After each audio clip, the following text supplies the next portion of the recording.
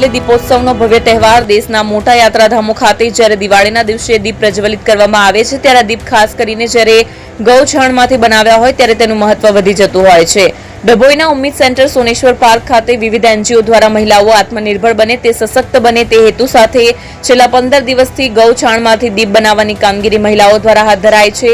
સાથે આ દીવાને ડભોઈથી કાશી ખાતે ગંગાજીના ઘાટ ખાતે મોકલવામાં આવશે। દિવાળીના દિવસે દીપોત્સવમાં તેનો ઉપયોગ થશે ત્યારે અનોખો પ્રયાસ હાથ ધરવામાં આવ્યો છે જેને લઈ મહિલાઓમાં ભારે ઉત્સાહ જોવા મળ્યો છે। દિવાળીના તહેવારો નજીકના સમયમાં આવી રહ્યા છે। સનાતન ધર્મમાં દિવાળી એટલે ભગવાન શ્રી રામ असत्य पर विजय मेळवी જ્યારે अयोध्या परत આવ્યા ત્યારે समग्र देशમાં દીપોત્સવની ઉજવણી કરવામાં આવી હતી।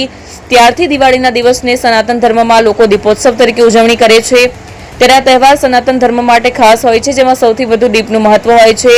બીજી તરફ કેન્દ્ર સરકાર અને વડાપ્રધાન નરેન્દ્ર મોદી દ્વારા દેશમાં સ્વદેશી વસ્તુઓની ખરીદી માટે આગ્રહ રાખી રહ્યા હોય અને દેશની મહિલાઓ સશક્ત બને સાથે આત્મનિર્ભર બને તે મુખ્ય ઉદ્દેશ્ય રહ્યો છે।